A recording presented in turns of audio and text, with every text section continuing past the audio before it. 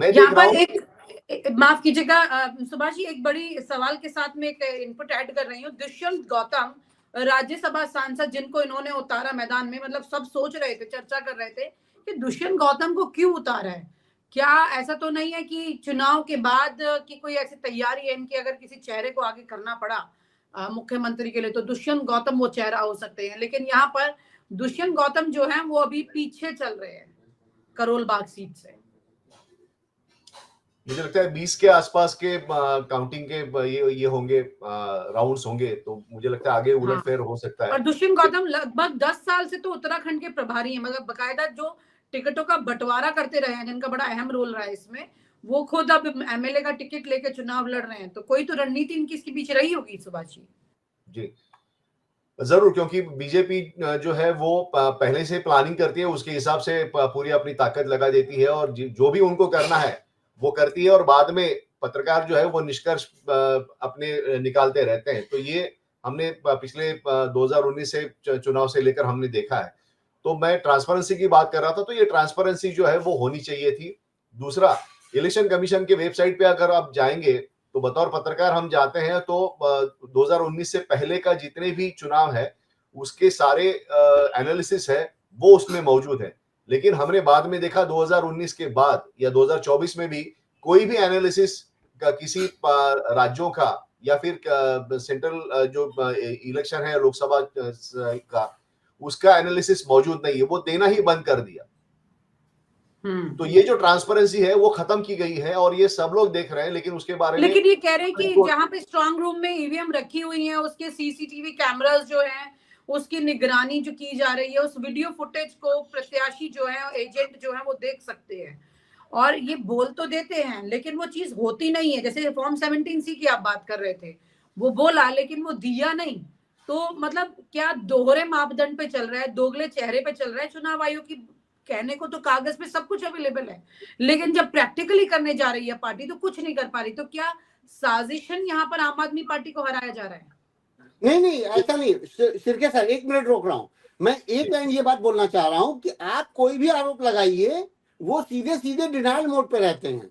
नहीं, ईवीएम खराब नहीं है, नहीं कोई धांधली नहीं है, नहीं ऐसा कुछ नहीं है। वो सारी चीजें आप जहां चाहें वहां देख लें, जब चाहें तब आ जाएं। कौन जाएगा देखने? सिरके सर, यही चलता है, यही हो भी रहा है कि आप कोई भी आरोप लगाइए, उस आरोप को सिरे से खारिज कर देंगे। नरेंद्र मोदी जी से लेकर के, अमित शाह से लेकर, नड्डा से लेकर, राजनाथ सिंह, सब के सब उतर आएंगे और एक ही धारा बोलेंगे कि आप झूठ बोल रहे हैं। देखिए, 2019 में फेज 1 से फेज 4 के जो लोकसभा इलेक्शंस का डेटा था, फाइनल वोट्स का, वो चुनाव आयोग ने पहले प्रसारित किया, उसके बाद उसको वापस लिया गया। जब मीडिया में एक खबर आई कि ये डेटा जो है वो मेल खा नहीं रहा है, तो उसके बाद से आप देखिए कि कोई भी डेटा देने से इलेक्शन कमीशन ने परहेज किया है और वो ट्रांसपेरेंसी नहीं रख रहे हैं। महाराष्ट्र में भी 90 से ज्यादा इलेक्शन पिटिशंस दायर हुए हैं, लेकिन उसके बारे में अभी भी सुनवाई नहीं हुई है। लोकसभा में चुनाव के बारे में बीजेपी के प्रत्याशी सुजय विखे पाटिल, जिनके पिताजी मंत्री है अभी, राधाकृष्ण विखे पाटिल, उन्होंने अपने चुनाव जो शिरडी उनका चुनाव क्षेत्र है, वहां से उन्होंने इलेक्शन पिटीशन दायर किया है। उसकी कोई सुनवाई अभी तक नहीं हुई है। उसके लिए जो आंकड़े देने चाहिए वो इलेक्शन कमीशन ने आंकड़े दिए नहीं। यानी इसका मतलब इलेक्शन कमीशन किस तरह से काम कर रहा है ये सामने आ रहा है, और वो हम जो है वो जो सामने दिख रहा है हमें, उसका एनालिसिस हम कर रहे हैं, जिसका कोई सरोकार नहीं, जिसका सर पैर नहीं है। अगर ट्रांसपेरेंसी होती तो फिर हम बात करते सही ढंग से, और चुनाव जो में जो पार्टियां लड़ रही है वो भी मान लेती कि भैया हाँ, हमारी गलती की वजह से हम हार रहे हैं। लेकिन आज जीत कौन रहा है, किसकी वजह से जीत रहा है, हार कौन रहा है, किसकी वजह से हार रहा है, किसी को पता नहीं चल रहा है। विनीता जी, कुछ आंकड़े विनीता जी तो मैंने विधानसभा में देखे थे 2022 वाले में, कि विधायकों को जो वोट मिले हैं, सारे जितने भी प्रत्याशी हैं, वो जीतने वाले, हारने वाले, या जो भी शामिल प्रत्याशी है जिन्होंने भी चुनाव लड़ा है, उन सारे जो विधायक मतलब प्रत्याशी हैं, उनको जो मिले वोट हैं, अगर उसको आप जोड़ेंगी तो उस वोट से जो मत प्रतिशत वोट पड़े हैं ना, उसकी संख्या आपको हमेशा डिफरेंस दिखाई देगी। जैसे मान लीजिए कि सारे विधायकों को मिल करके 110 वोट पड़े, लेकिन अगर आप जब प्रतिशत देखेंगे तो पता चलेगा कि वो वोट प्रतिशत जो है वो 90 ही वोट के हैं। मतलब वोट जी प्रतिशत आपको हमेशा दिखाई देगा कि कम वोट का, और प्रत्याशियों को वोट जो मिला होगा। हरिकेश जी, एक तस्वीर यहाँ निकल के आ रही है जो उमर अब्दुल्ला की जिक्र आपने किया। उद्धव ठाकरे क्या कह रहे हैं, ये बहुत गंभीर बात है। ये सोचने की बात है कि कांग्रेस को लगभग सारे विपक्षी दल दोष दे रहे हैं। वो कह रहे हैं कि राज्यसभा ये यहाँ पे राज्यसभा सांसद ये संजय राउत ने कहा है कि भाजपा को हराने के लिए आप भी लड़ती है, कांग्रेस भी लड़ती है, लेकिन अलग अलग लड़ती है। अगर एक साथ होते तो दिल्ली का नतीजा पहले 1 घंटे में बीजेपी की हार को तय कर देता। उन्होंने कांग्रेस को लेकर कहा कि कांग्रेस ने खाता खोल दिया, बस और क्या है। खाता खोलने के लिए तो सब मैदान में उतरते हैं, एक सीट को लेकर के उन्होंने कहा। नहीं, ये तो आप सही कह रहे हैं कि कांग्रेस जो एरोगेंसी दिखाती है वो तो है, लेकिन मैं एक बात और भी कहूंगा। हरियाणा में जिस तरीके से कांग्रेस ने आम आदमी पार्टी उसके खिलाफ लड़ने चली गई हरियाणा में, जबकि आम आदमी पार्टी जान रही थी कि हरियाणा में उसका कोई बेस बन नहीं रहा है, तो अदर पार्टीज को भी ये समझना होगा। कांग्रेस देखिए धुरी बनेगी और वही धुरी होगी, क्योंकि जी राष्ट्रीय स्तर पर अगर कोई पार्टी है, आम आदमी पार्टी आप जानती हैं कर्नाटका, केरला, आंध्रा में तो लड़ेगी नहीं। सेम चीज मैं पश्चिम बंगाल में अगर उनको कहूंगा, ममता बनर्जी को, तो ममता बनर्जी भी आकर के उत्तर प्रदेश और बिहार और आपके राजस्थान और गुजरात में तो लड़ेगी नहीं। सेम ठीक चीज है। मैं कश्मीर की पार्टियों को कहूंगा कि वो साउथ में नहीं जाएंगी, साउथ वाली नॉर्थ में नहीं आती। तो धुरी तो कांग्रेस है। आपको थोड़ी थोड़ी जगह मतलब कांग्रेस को भी देनी चाहिए। मेरा हमेशा ये मानना है कि बड़ी पार्टी अगर कांग्रेस है और धुरी अगर कांग्रेस है, अगर उसके वोट बैंक में अभी भी 10 करोड़ वोट हैं, पूरे भारत की बात कर रहा हूं, 10 से 12 करोड़ वोट अभी भी वो पाती है, तो अगर इतने वोट पाती है तो उसको एक धुरी बनानी चाहिए और उसको कुछ तवज्जो देनी चाहिए। इतनी बेइज्जती जी भी नहीं करनी चाहिए कि हम आपको एक भी सीट नहीं देंगे। तो जाहिर जी बात है यही होगा। जी अजय जी, यहाँ पे केजरीवाल सिसोदिया की रिकवरी हो गई है, आतिशी और सौरभ भारद्वाज अभी भी फंसे हुए हैं। तो ये एक इस बार मतलब एक लंबे वक्त के बाद दिल्ली की विधानसभा में जो तस्वीर होगी विधायकों की, वो एक अलग तस्वीर दिखने वाली है, ये साफ है। मतलब यहाँ पर टक्कर की सिचुएशन रहेगी। तो इसको क्या आप कहेंगे कि अगर अभी तक तो अटैकिंग मोड में मतलब देखा जाए तो बीजेपी की तरफ से कुछ नंबर्स ही नहीं हुआ करते थे, लेकिन अब कम से कम वहां की अगर बढ़त है और आम आदमी पार्टी भी एक टक्कर में खड़ी होगी, तो कम से कम मुद्दे दिल्ली के कुछ तो सुनाई देंगे। यमुना कहीं तो साफ होगी कि नहीं, अभी भी वही ढाक के 3 पात रह सकती है। देखिए, मेरा तो ये मानना है कि भारतीय जनता पार्टी के लिए बहुत इंपॉर्टेंट दिल्ली नहीं है, क्योंकि Delhi is a half state, number 1। दूसरा है कि एलजी आपका है, आप जो चाहते हैं आप करवा लेते हैं।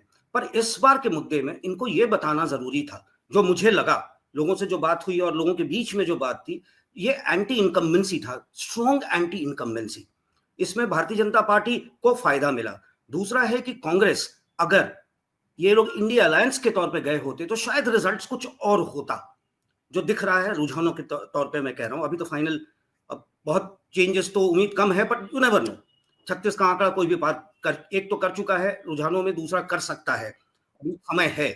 पर जहां तक इश्यूज का सवाल है, इस बार इश्यूज में जो मुद्दे उठेंगे वो नेगेटिव मुद्दे नहीं उठेंगे, जो भी होगा वो पॉजिटिव उठा। क्योंकि भारतीय जनता पार्टी की ऑल थ्रू 10 सालों में ये कोशिश रही थी कि कैसे केजरीवाल, आपकी सरकार को कहां किस कटघरे में खड़ा किया जाए। हर छोटे छोटे मुद्दे पे उठाता था और हर छोटे मुद्दे पे एलजी सामने आ जाते थे, या कोर्ट का मुद्दा हो या लिकर एक्साइज का जो मुद्दा था वो भी था। इन मुद्दों से कम मुझे दिल्ली को अगले 5 साल के लिए थोड़ा निजात मिलेगा। भले ही आप कोशिश करेगी यहां नेगेटिविटी लाने का, पर ना तो वो केंद्र में है ना दिल्ली में है, उसकी सुनवाई शायद जनता इस बार ना करे। और मुझे पूरी तरह से लग रहा है, जैसा कि आप कह रही हैं, कि इश्यूज इस बार पॉजिटिव होंगे। जी हाँ, पॉजिटिव तो होंगे इश्यूज, लेकिन चंदन आपको लग रहा है कि ये जो बदलाव आएगा, और क्योंकि पहले बीजेपी ने मतलब आम आदमी पार्टी की योजनाएं जारी रहेंगी ऐसा करके बोल दिया था, अपनी तरफ से बहुत ज्यादा कुछ नहीं किया था। जो किया था सबसे बड़ा शस्त्र वो ये था कि उन्होंने बजट में 12 लाख की कैटेगरी वाला काम कर दिया। और दिल्ली में क्या है कि जाति धर्म से ज्यादा क्लास मैटर करती है, कौन कितनी आमदनी पे काम कर रहा है उसकी आमदनी कितनी बच रही है और उसको क्या दाम का फायदा मिल रहा है, उसके आधार पर वो जाके वोट करता है। आपको लगता है कि यहाँ पर ये चीज भी इनके फेवर में गई है आखिरी में? क्योंकि मल्टीपल 360 डिग्री चुनाव के हर मुद्दे को देखना होता है, उसमें ये भी एक अहम मुद्दा रहा है। देखिए विनीता, अब तो लोग दिल्ली में मजाक करते हैं कि अब दिल्ली में अगर कुछ बाकी है, अगर पार्टियां कुछ जनता को ऑफर कर सकती हैं तो बस दो ही चीज है और कोई चीज है नहीं। एक तो शादी का भोज और मृत्यु भोज फ्री कर दो, बाकी सब तो कुछ तो फ्री में मिल ही रहा है आपको दिल्ली में। तो इस तरह के हालात में मुझे नहीं लगता है कि, और ये बड़ी मतलब बीजेपी के लिए भी मुश्किल स्थिति होगी जो वादे इन्होंने किए हैं वो पूरे कर पाना, क्योंकि आसान नहीं है सब कुछ आप इतना कर पाए। चुनाव जीतने के लिए तो ठीक है, लेकिन मैं उस मुद्दे पर आना चाहता हूँ कर्मचारियों के लिए। देखिए कर्मचारियों के मुद्दे को हमने भी कवर किया, खूब उस पर बात की है। दिल्ली में एक बड़ा तबका जो 3 से 4 लाख वोटर जो वो कर्मचारी होते हैं, और वो कर्मचारी ऐसा नहीं है कि बहुत खुश है, उनको ओल्ड पेंशन स्कीम चाहिए, है ना। उनको 12 लाख आपने कर दिया। कर्मचारी इस बात से भी वाकिफ थे, रूबरू थे कि 12 लाख जो घोषणा अभी इनकम टैक्स का कोड आना है जिसमें कि उसमें और भी चीजें क्लियर होंगी, अभी बहुत कुछ क्लियर नहीं थी, लेकिन हाँ एक तरह से एक माहौल बना कि भाई सरकार ने 12 लाख तक आपको छूट दे दिया। तो सिर्फ उसको लेकर मुझे नहीं लगता है कि बहुत ज्यादा माहौल बना होगा, लेकिन अभी भी जैसे बहुमत के लिए 36 चाहिए तो 27 और 43 अपने स्क्रीन पे दिख रहा है जैसा, तो क्या लगता है अब ये चीजें बदलने वाली नहीं है? अब फ्री बीज वाला ऑफर बिल्कुल ठीक आपने कहा कि मुझे लग रहा है कि उस पर तो बड़ी एक लंबी रोक सी लग जाएगी। यहाँ पर बीजेपी के लिए सबसे बड़ी मुसीबत जो थी ना वो आम आदमी पार्टी ने शुरू कर दी थी। फ्री बीज को जिस तरह से उन्होंने शुरू किया, इनकी वजह से कई जगह पर इनको भी करना पड़ा और अच्छी खासी तादाद में बीजेपी ने भी किया, ऐसा नहीं है। कई राज्यों में उन्होंने ये काम किया है और उसकी वजह से उनको फायदा भी मिला है। बड़ी बात यह कि यहाँ पे आम आदमी पार्टी को पीछे करके क्या बीजेपी ये फ्री बीज को खुद खत्म करेगी? क्योंकि मुंह खून लग गया है ऑलरेडी जनता के। अब इसको तो वो अपना हिस्सा समझ के मांगेंगे ही ना, ये नुकसान में भी तो कन्वर्ट हो सकता है आगे। देखिए ये प्योरली ये राजनीति है ना, अपने को अपनी दही को कोई खट्टा नहीं कहता। फ्रीबीज 5 किलो अनाज जो मिलता है वो भी तो फ्रीबीज का पार्ट है ना, ऐसा तो है नहीं कि अब कोविड है वो भी फ्रीबीज का पार्ट है। जो स्टेट कोई भी पार्टी आज की तारीख में हर पार्टी अपने अपने हिसाब से फ्रीबीज का ऐलान करती है। झारखंड में भी चुनाव हुए, झारखंड में कहा ही जाता है कि हेमंत सोरेन की जो माई बहन योजना थी उसको लेकर झारखंड में हेमंत सोरेन की सरकार जीत गई। तो इसलिए फ्री बीज तो अब मुझे नहीं लगता है कोई मुद्दा रहा। फ्री बीज अगर करना है तो उस पर सारी पार्टियों को एक होकर कहना होगा कि भाई इसे हमें सरकार चलाने के लिए, देश चलाने के लिए, राज्य चलाने के लिए हमें फिस्कल की तो जरूरी है। तो अगर फिस्कल हम अब किसानों के लिए है, भी किसानों के लिए जो एक क्लिक से पैसा जाता है तो वो भी तो फ्री बीज का पार्ट है। वो पैसा कहाँ से जा रहा है? तो ऐसा नहीं है कि कोई पार्टी इसमें कहे कि हम फ्री बीज नहीं देते और वो फ्री बीज देते। बात यह है कि जो जीता वही सिकंदर। तो जो आगे निकल गया इस मामले में वही सिकंदर है। तो इसलिए हमें उस पर चर्चा करनी चाहिए कि आखिर इसके फ्री बीज में क्या था और इसके फ्री बीज में क्या था कि वो फ्री बीज जो है आगे रेस जीत गई। जी, दिल्ली हालांकि कर्जे में चल रही है, हिमाचल प्रदेश तो बुरी तरह से कर्जे में चल रहा है, और फिर दिल्ली का जो मेन राजस्व है वो सारा सिर्फ शराब से आ रहा है। लिकर घोटाले पे सवाल वैसे उठ चुके हैं, तमाम तरह की ये चीजें हैं, लेकिन सवाल ये उठता है कि क्या वाकई में और तस्वीर इसमें आगे बदलेगी? अजय जी, मैं आपसे ये चाहूंगी कि इस चर्चा को आप आगे बढ़ाएं, और क्योंकि बड़ा सवाल ये बनता है कि दिल्ली में अगर तस्वीर बदली तो क्या बिहार का भी पर भी इसका सीधा असर जाएगा इसके साथ? जी, दिल्ली में अगर तस्वीर बदलती है, जो लग रहा है कि बदल चुका है, वैसी स्थिति में बिहार पे इसका बहुत बड़ा असर होगा। भारतीय जनता पार्टी जो एनडीए है उसकी बढ़त सामने नजर आएगी। आज की तारीख में वही बात है कहने को, जो कहते हैं कि लीडर ऑफ अपोजिशन वहां जो हैं उनकी हर चीज पे नोटिस लेना, हर बात पे रिएक्ट करना शायद उनके पार्टी और उनके गठबंधन के खिलाफ जा रहा है। छोटी छोटी बातों पे चाचा भतीजे के बीच में जो होता है बिहार में, उसका असर देखने को मिलेगा। दिल्ली की बात अगर हम करें तो दिल्ली में अगर Congress is responsible for Bharatiya Janata party this victory, unprecedented जिसको मैं कहूंगा, क्योंकि 8 से 42 का स्तर पाना बहुत मुश्किल की बात लगती थी। वही मोर और लेस वही पिक्चर शायद बिहार में भी नजर आए इस बार, क्योंकि स्ट्रॉन्ग अपोजिशन नहीं है वहां और बटे हुए लोग हैं। बातों पे ठीक है, लालू जी एक स्ट्रॉन्ग लीडर हैं बिहार के, पर मुझे नहीं लगता कि वो उनमें अब वो कुवत या वो कैली रह चुका है, कैलिबर जिसको कहते हैं, बचा हुआ है, जिसका जो नजर आएगा इस बार बिहार में। हम अपने पैनलिस्ट से इस पे विचार जानना चाहेंगे। साकेत जी, आप तो बिहार से हैं, आप ही बताइए बिहार में क्या पिक्चर आएगा। देखिए अजय जी, दिल्ली का असर बिहार पर भी पड़ेगा।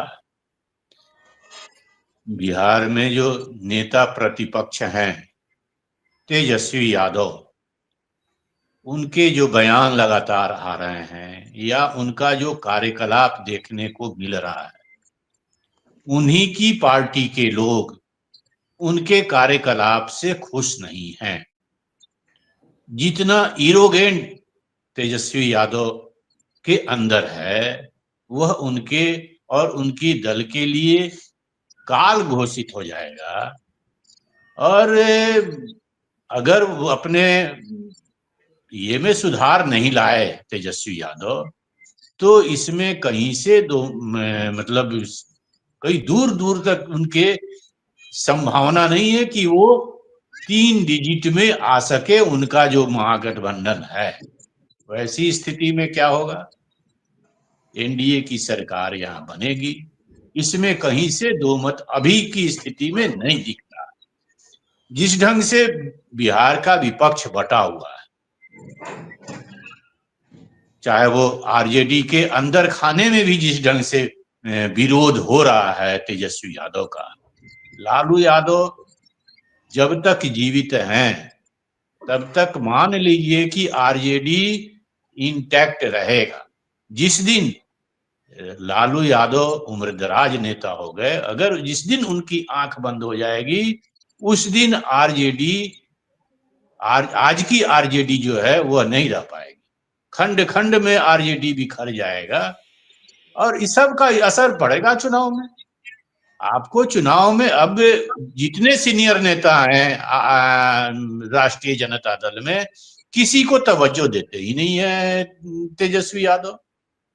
अभी 4 दिन पहले रामचंद्र पूर्वे जो बहुत सीनियर लीडर है, मंत्री रह चुके हैं, कर्पूरी जी के साथ राजनीति किया, वो अपना दुखड़ा रो रहे थे। तो कहने का मतलब, और एक भी दलित, जिस दलित वोट पर अभी ज्यादा सारे लोग कंसंट्रेट कर रहे हैं।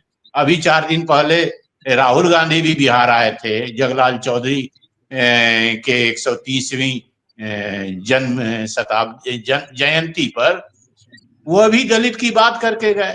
लेकिन राष्ट्रीय जनता दल में कोई दलित चेहरा है ही नहीं, बड़ा चेहरा। आइए चलते एक दलित चेहरा था, श्याम रजक, को छिटक करके चला गया, क्या कहते हैं, जनता दल यूनाइटेड में। मेहनती भी था और उसका उपयोग जनता दल यूनाइटेड ले रहा। अभी दिल्ली के चुनाव में एक सीट जो जनता दल यू चुनाव लड़ी, श्याम रजक को वहां भेजा गया।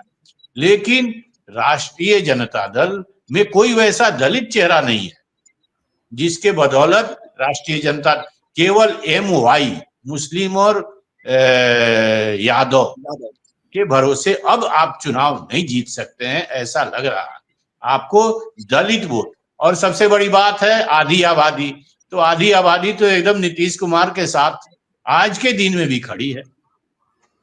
तो बिहार में दिल्ली का असर। साकेत जी एक हम चलते हैं वाहिद जी के पास, दिल्ली चुनाव पे। वाहिद जी, हम आपके साथ थे पैनल पे, तो बातें कुछ निकली थी, 2-3 इश्यूज थे।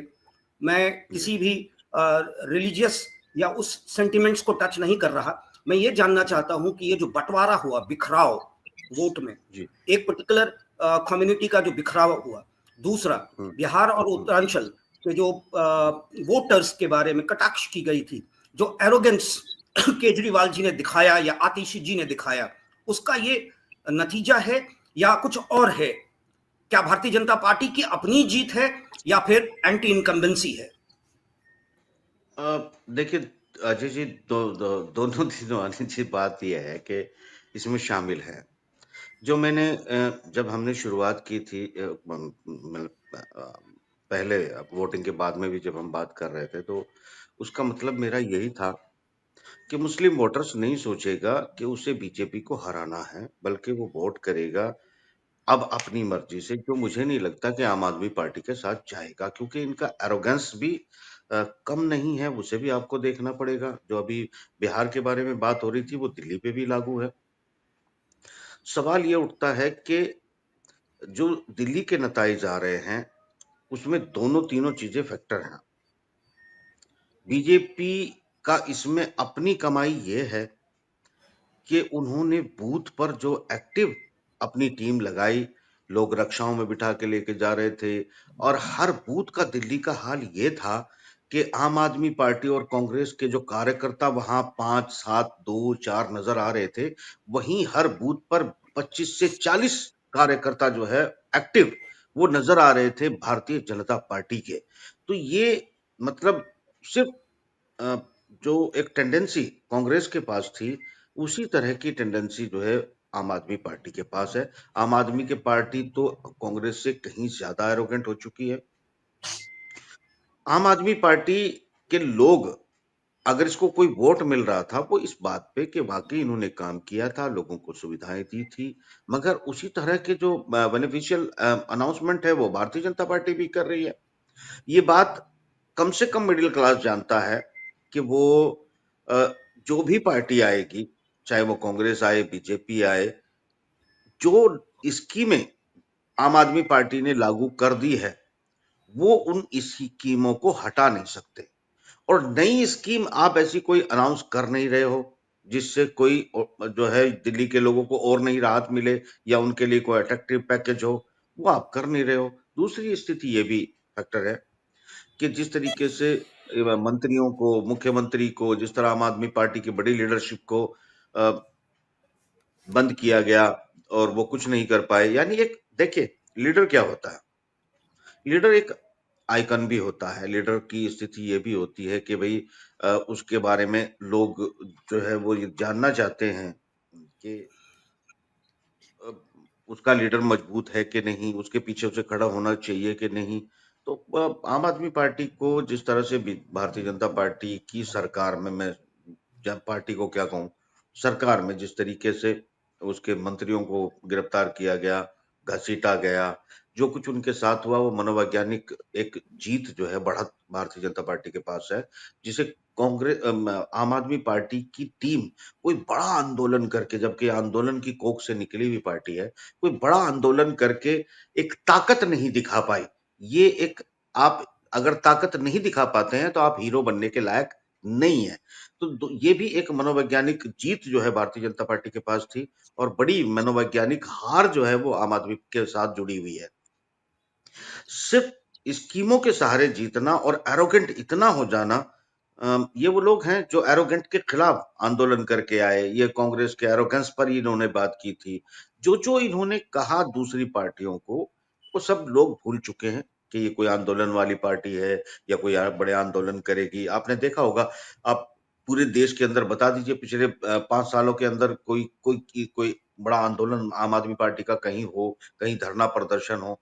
अगर आम आदमी पार्टी सिर्फ और सिर्फ दिल्ली तक सीमित हो गई है, तो आप समझ सकते हैं कि आप एक, दिल्ली को तो वैसे ही पूर्ण राज्य तो है नहीं कि आपके पास सब कुछ होता है। कोई बढ़त बहुत हासिल कर पाए पंजाब में जो है वो, क्योंकि कोई स्पेस खाली था, वहां आपको जगह मिल गई है। अब की बार वहां की स्थिति खराब आपको बहुत बुरी तरह नजर आएगी। फिलहाल जो है आम आदमी पार्टी को कोई किसी तरह की आप बढ़त नहीं दे रहे हैं। और ऊपर से मैंने कहा मुस्लिम फैक्टर, जो मैंने पहले ही बोला था, आज भी आपको बोल रहा हूं कि निश्चित रूप से मुस्लिम वोटर्स ने बीजेपी को हराने के लिए ये वोट नहीं किया है, उन्होंने अपनी पसंद के कैंडिडेट को वोट किया है। ये बहुत बड़ा साइकोलॉजिकल बदलाव है, कम से कम मुस्लिम वोटर के साथ चंदन जी, उसका। चंदन जी, आपसे हम जानना चाहेंगे, जो वाहिद भाई कह रहे हैं अभी, कि ये जो वोट माइनॉरिटी कम्युनिटीज का था, मुस्लिम वोटर्स ने एक चीज सोच रखा था इस बार शायद, कि हम भारतीय जनता पार्टी को हराने के लिए नहीं, अपने पसंद के वोटर्स को वोट देंगे।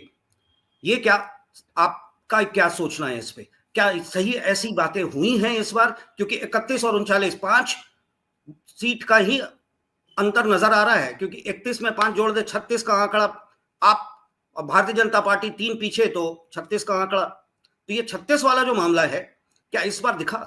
जो वाहिद भाई कह रहे थे, मैं उस पे फिर आता हूं, उनके ही। जी, वाहिद भाई के राय से थोड़ा सा मैं इत्तेफाक नहीं रखता, क्योंकि देखिए देश में आज की तारीख में एक मुस्लिम कम्युनिटी ही ऐसी है जो कि मतलब वोट एक होकर वो डालते, उसका सिर्फ उसके सामने एक चीज दिखता है कि बीजेपी को हराना है। तो इस मामले में तो मतलब मैं उनकी राय से थोड़ा असहमति रखता हूं, क्योंकि वो है कि उनको बस बीजेपी को हराना। तो ऐसा नहीं है कि उन्होंने वोट जो अपनी पसंद के आधार पर दिया। ये हो सकता है कि आप और कांग्रेस में उनका वोट बट गया हो, ये हो सकता है, लेकिन ऐसा नहीं कि उन्होंने अपने पसंद के आधार पर उम्मीदवार को वोट दिया है। जी वाहिद तो जी, बात तो सामने वही आई ना। बात तो वही है जो वाहिद भाई कह रहे हैं कि अपने पसंद के कैंडिडेट को, या वो कांग्रेस से खड़ा हो, या आपका हो, या एआईएम का हो, जिसका भी हो, अपने पसंद के कैंडिडेट को चुनने के लिए इन्होंने वोट दिया। तभी तो ये स्थिति आई आपकी। पसंद के आधार पे तो फिर बीजेपी भी हो सकता है ना, हो सकता है। देखिए देखिए देखिए, एक बात समझिए। हाँ, मैं जवाब देता हूँ। देखिए, मैंने ये कहा है टोटली कि भारतीय जनता पार्टी को दिल से चाह के वोट देने की स्थिति में मुस्लिम वोटर नहीं है। ये मुस्लिम वोटर उसके कैंडिडेट को जिताने के लिए वोट करेगा, मैंने ये भी नहीं कहा है, मगर एक टैक्टिकल वोटिंग कर रहा था। और एक लंबे समय से, इसे 20-30 साल मान सकते हैं आप, 1990 के बाद से मुसलमान खास तौर से भारतीय जनता पार्टी को सिर्फ हराने के लिए वोटिंग करता था, कि वो किस पार्टी का है उसे कोई मतलब नहीं होता था। भारतीय जनता पार्टी को कौन हरा रहा है, मुझे इसलिए वोट करना है। अब वो स्थिति बदल चुकी है, जो साबित हो रही है इस चुनाव में भी, और मैंने यही कहा था। नहीं, जैसे आपने जो कहा वो सही कहा, और चंदन भाई भी जो कह रहे हैं वो भी एक तरह से पॉइंट तो है ही है कि कंसोलिडेशन नहीं हुआ है। आप दोनों की राय मोर और लेस सेम है कि कंसोलिडेशन नहीं है। मैंने भी यही कहा है, मैंने भी यही कहा। पसंद पे इस बार वोटिंग हुई, अदरवाइज ये रिजल्ट सामने नहीं आता, क्योंकि आपका हमेशा कंसोलिडेशन रहा था। और पहले भी जिस तरीके से माइनॉरिटी वोटर्स एकजुट होकर भारतीय जनता पार्टी को हराते और उनकी एक सोच होती थी, वो इस बार शायद नजर नहीं आया। पर दूसरी तरफ हम आए तो हम साकिब जी से जानना चाहेंगे, क्या संघ इस बार एक्टिव था? क्योंकि महाराष्ट्र में संघ का एक्टिविटी देखा गया और रिजल्ट्स आपके सामने था। झारखंड में लोगों ने कहा कि इस बार भारतीय जनता पार्टी के अंदर ही इतना टूट फूट है कि संघ थोड़ा किनारे था। इस बार क्या दिल्ली में, क्योंकि इनका 100th ईयर होने वाला है ना, 100 साल का एनिवर्सरी है इनका, क्या ये प्रदर्शित करने की कोशिश में है कि हम हैं और हम एकजुट हैं? जी साकिब जी। नहीं, अब जो लगता है हमको कि संघ जो है, जो नाराजगी थी संघ को भारतीय जनता पार्टी से, जो उसके राष्ट्रीय अध्यक्ष ने जो कह दिया कि हमको अब संघ की, हम लोगों की जरूरत नहीं है, हम लोग बलशाली हो गए हैं, उसके बाद जो नाराजगी उभरी, जो उसकी लोकसभा के प्रथम फेज के चुनाव में नजर आया। और प्रथम फेज के चुनाव के तुरंत बाद प्रधानमंत्री नरेंद्र मोदी नागपुर गए, रात भर वहां संघ के बड़े नेताओं से उनकी विचार विमर्श हुई, और उसके बाद फिर संघ सक्रिय हुआ, जिसका रिजल्ट देखने को, असर देखने को हम लोगों को मिला। तो उसके बाद से अब जो चुनाव हो रहा है, चाहे वो महाराष्ट्र में हो, गुजरात में, ये हरियाणा में हो, या अब इस बार अभी जो दिल्ली में हुआ, हमको लगता है संघ सक्रिय रूप से बीजेपी के कैंडिडेट के लिए काम किया। जहां तक मुस्लिम वोट की बात अभी चल रही थी, तो यह निश्चित है कि मुसलमान जो है, यह पहले होता था कि बीजेपी के खिलाफ में जो भी पार्टी आए उसको मुस्लिम वोट मिलता था। लेकिन इस बार क्या, पीछे के हम तो 20 में भी देखा, बिहार विधानसभा का जो चुनाव हुआ, आपको याद होगा अजय जी, सीमांचल के इलाकों में ओवैसी साहब खड़े हो गए आकर के अपने उम्मीदवार दिए।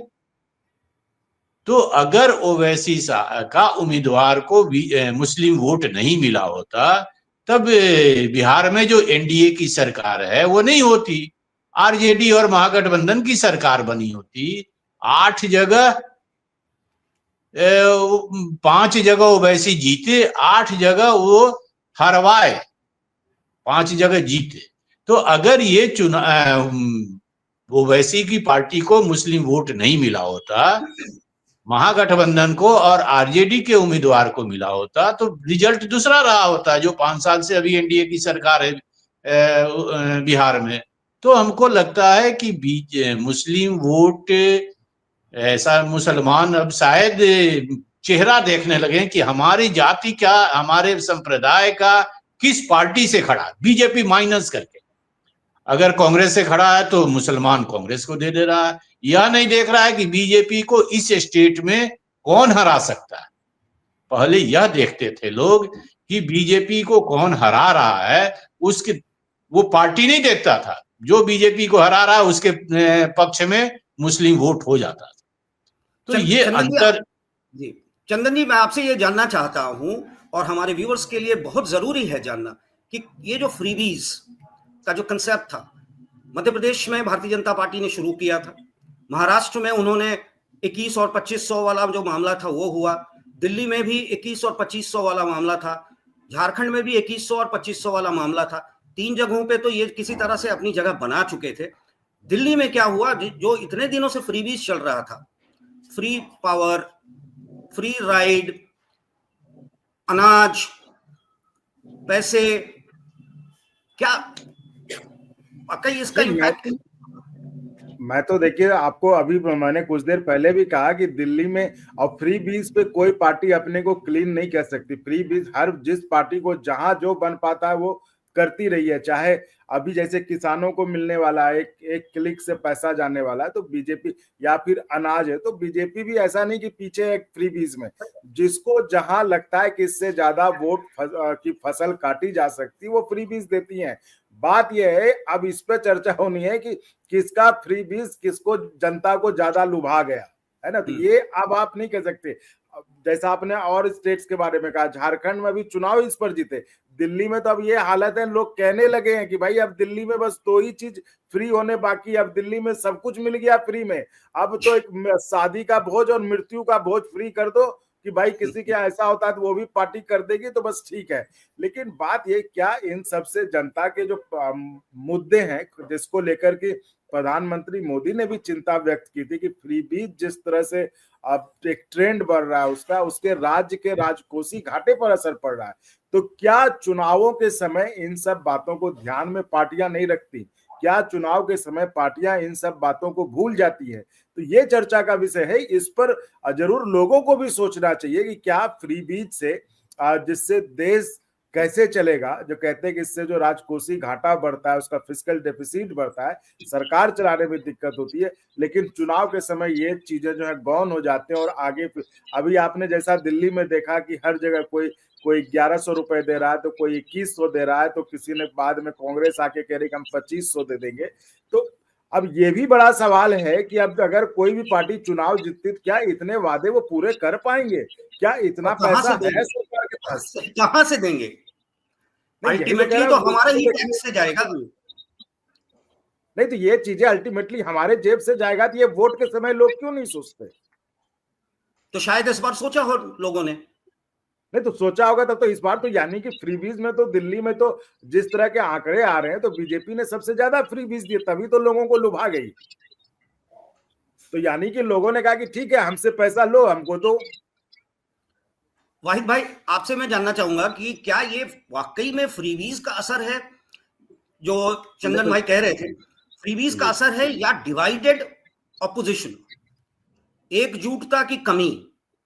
देखिए, ईमानदारी से मैं बिल्कुल ईमानदारी से बात करूंगा।